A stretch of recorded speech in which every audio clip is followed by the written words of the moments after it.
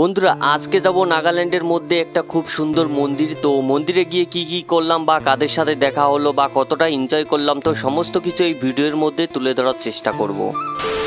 বন্ধুরা সকাল সকালবেলা বেরিয়ে পড়লাম আমি আর সাদাম রোদের তাপ খাওয়ার জন্য।